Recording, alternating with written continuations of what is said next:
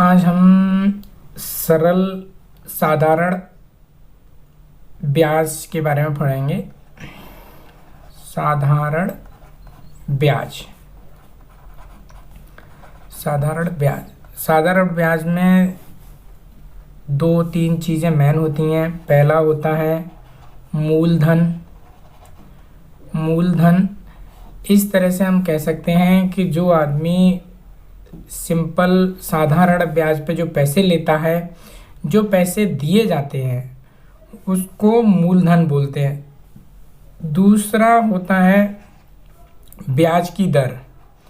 ब्याज की दर ब्याज की दर मतलब एक महीने में वो हमको क्या ब्याज पे दे रहा है, वो हमसे एक महीने में क्या ब्याज ले रहा है, ये हो गया ब्याज। और तीसरा होता है वो होता है समय, कि हम कितने समय के लिए उससे पैसे ले रहे हैं।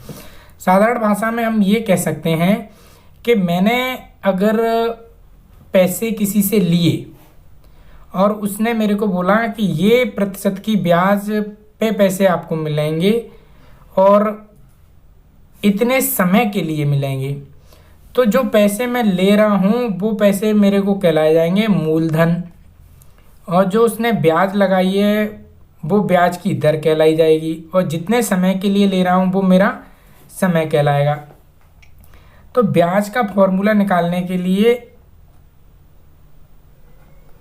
ब्याज का जो फॉर्मूला होता है वो ब्याज का फॉर्मूला होता है मूलधन इनटू ब्याज की दर और इनटू समय और इन सब के नीचे अपॉन में आएगा बट्टे में हजार आएगा।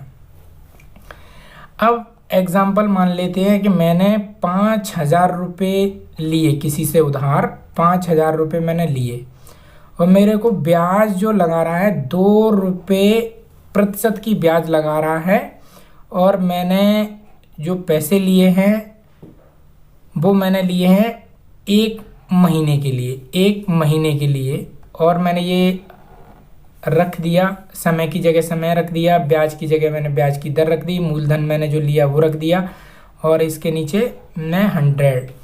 अब मैं इसको सॉल्व करूँगा तो सॉल्व करने में ये 20 से 20 इधर कट जाएंगी, ये 20 ये कट गई। इसके बाद में 50 और इंटू 2 तो ये 100 आया। मतलब ये 100 आया, मतलब एक महीने की जो ब्याज लगेगी वो 100 रुपये लगेगी। एक महीने की ब्याज 100 रुपये लगेगी। अगर यहीं मैं 2 महीने के लिए लूँगा तो ये डबल हो जाएगी। देख लेते हैं एक और नेक्स्ट क्वेश्चन। यहाँ पे ब्याज का मैं फॉर्मूला लिख लेता हूँ। ब्याज बराबर मूलधन इनटू ब्याज की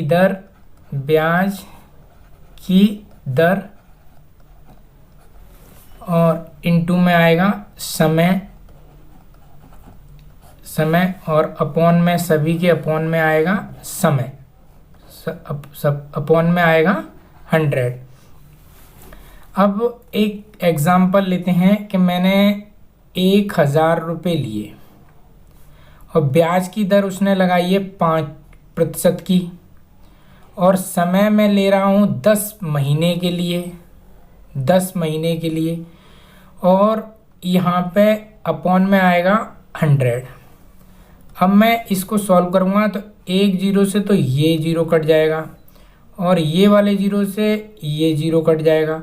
अब इधर बचा 100 इंटू 5 ये बचा। अब इसको सॉल्व करेंगे तो ये आएगा 500 रुपये।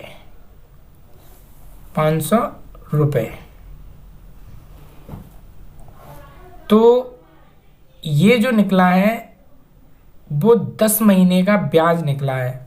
मतलब मेरे को 1,000 रुपये पे 10 महीने का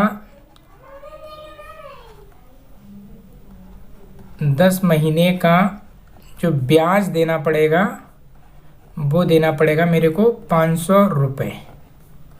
इस तरह से आप सॉल्व कर सकते हैं।